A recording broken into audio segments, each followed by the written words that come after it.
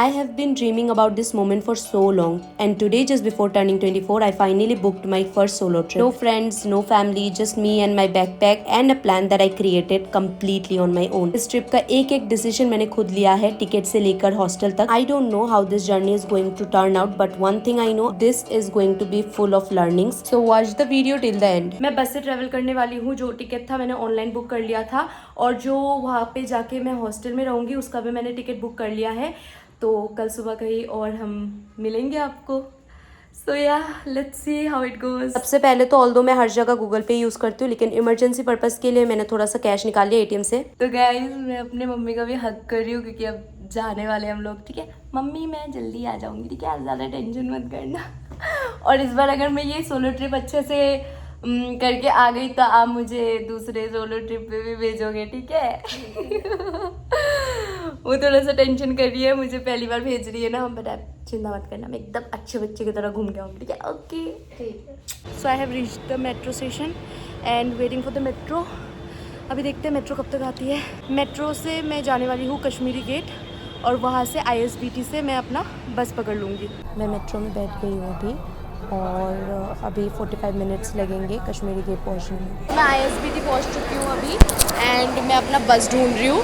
So let's see मेरा बस कैसा होने वाला है. वैसे तो बस में ट्रैवल करने से मुझे मोशन सिकनेस होता है, तो मैं ट्रेन का देख रही थी, बट मुझे वहाँ का टिकट नहीं मिला, तो मुझे इसीलिए बस से ही ट्रैवल करना पड़ेगा. और इस बार इसीलिए मैं अपने मोशन सिकनेस के इस बीमारी को भी ठीक करने की कोशिश करूँगी. जितना मैं ज़्यादा ट्रैवल करूँगी उतना ज़्यादा ठीक होगा ये. और मैंने अपने लिए प्रिकॉशन के लिए वॉमिटिंग की टैबलेट्स भी रख ली है. एक कन्फ्यूजन हो गई थी जिसके कारण मैं तो डर ही गई थी. 53 नंबर पे ये बस लगी हुई थी, और इनको जब मैंने कॉल करके पूछा, इन्होंने 53 बोला था, बट मुझे सुनाई दिया 50 नंबर पे. तो मैं तो वहीं पे वेट करने लग गई, बट देन मुझे मिल ही गई. अपने बस में अभी बैठ गई हूँ. मैंने 2 दिन पहले इसका ऑनलाइन टिकट कर लिया था, और काफ़ी सस्ते में मतलब मुझे मिल गया था इसका टिकट. 600 अराउंड का था वो टिकट जब मैंने किया था. ये हाफ स्लीपर है, इसमें AC भी लगा हुआ है, बहुत ज़्यादा सही है सब कुछ, और काफ़ी ठंडा ठंडा सा अभी से लग रहा है मुझे. तो लेट्स सी. अभी तो मैं सो जाऊँगी, एंड कल सुबह उठते हैं, उठ के देखते हैं. मैंने अपना टैबलेट ले लिया वॉमिटिंग ना होने का, और पानी भी पी लिया. इसको अभी पीछे की तरफ बैकवर्ड करना है थोड़ा सा, ताकि मैं थोड़ा सा सो सकूँ अच्छे से. तो मैं ढूंढ ही रही हूँ इसका वो मिलता है ना, ऐसे करके नीचे का से. हाँ मिल गया. यार एक तो ऐसे बस में मैं पहली बार ट्रैवल कर रही हूँ, मुझे समझ ही नहीं आ रहा था कि कैसे इसको पीछे करना है, और किससे पूछूँ किससे नहीं. मुझे तो शर्म भी आ रही थी, क्या ही लोग सोचेंगे. बट फाइनली कुछ देर हाथ पैर मारने के बाद मुझे समझ आ ही गया कि कैसे इसको पीछे करना है. बस चल पड़ी है.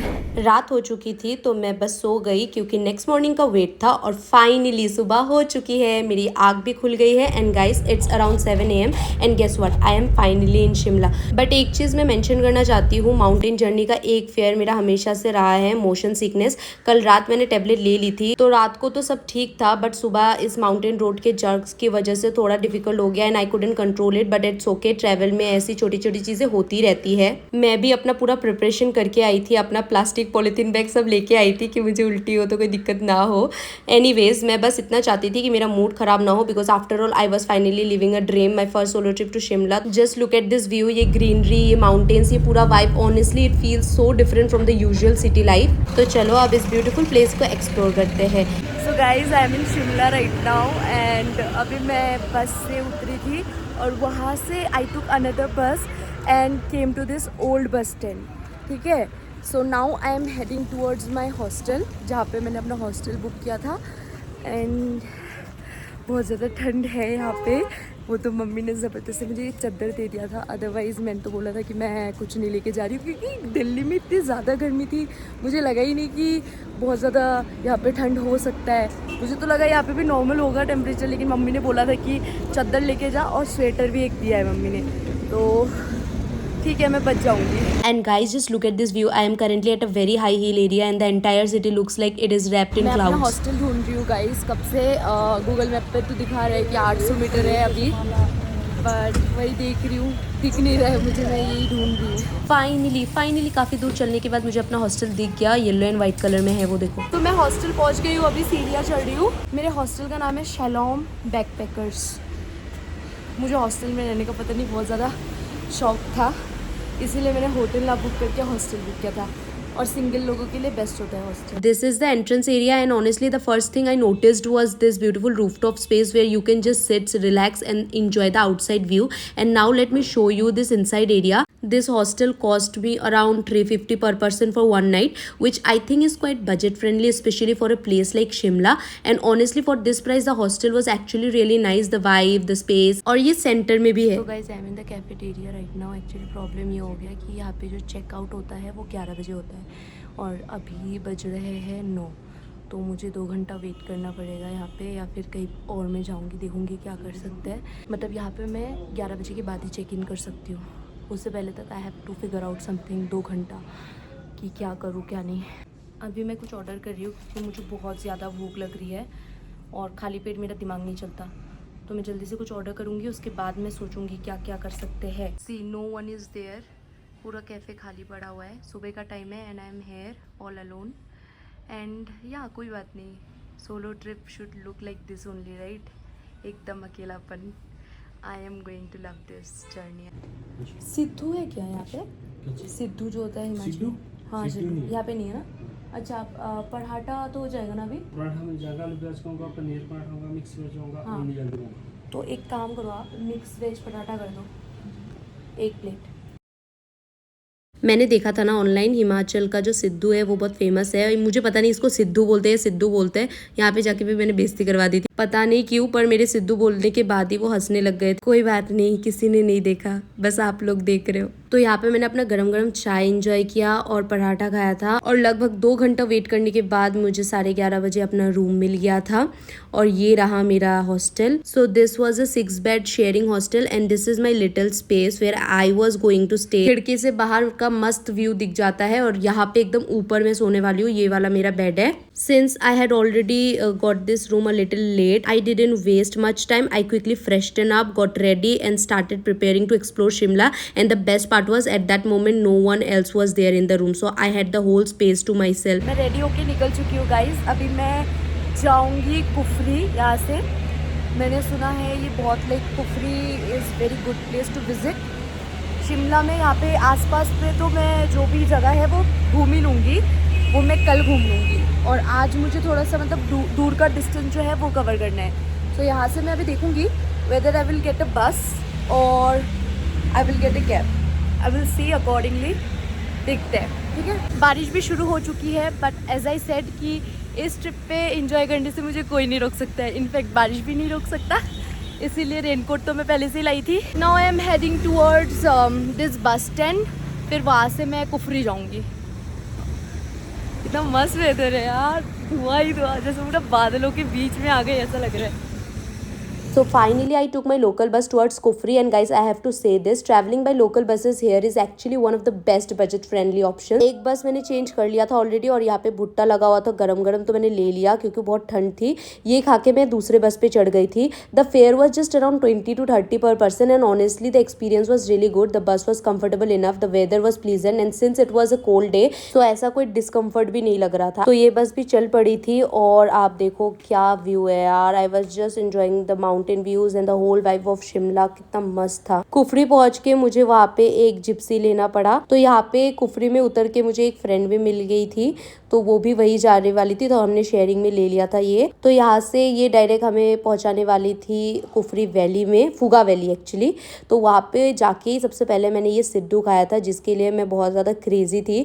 दिल्ली से ही सोच के आई थी हिमाचल जाऊँगी तो सिद्धू तो ज़रूर खाऊंगी। ये 100 रुपये का एक प्लेट था, और इसको खाने का तरीका होता है कि आपको इसको पहले घी में डुबोना होता है, फिर चटनी लगा के खाते हैं इसको, बहुत ज़्यादा टेस्टी लगता है यार। आप अगर हिमाचल आओ तो ये ज़रूर ट्राई करना। वेदर तो मतलब ऐसा था ना कि कभी बारिश हो रही है तो कभी अचानक से धूप निकल आ रही है, कुछ मुझे समझ आ नहीं रहा था। ये देखो रास्ते का हालत कैसा हुआ पड़ा था क्योंकि अचानक से बारिश हो जा रही थी। So from here I had to walk a little bit and guys मेरी पैंट ऑलरेडी गंदी हो चुकी थी बिकॉज रास्ते में बहुत ज़्यादा कीचड़ था, but honestly the walk was totally worth it. चलते चलते मैं फाइनली टॉप व्यू पॉइंट पर पहुंच चुकी थी and the view from here was just amazing. After entering entering, I came across this beautiful statue representing Himachali people in their traditional attire and their traditional dance style. It was actually showcasing the local culture and heritage of Himachal Pradesh. तो मैंने वहाँ पे रुक के बहुत सारे pictures click कराए. मुझे तो ये रियल इंसानों जैसे लग रहे थे. चलते चलते मैं फाइनली इस टॉप व्यू पॉइंट पर पहुंची and the view from here was just amazing. The first thing that cot my attention was these beautiful tall trees all around me.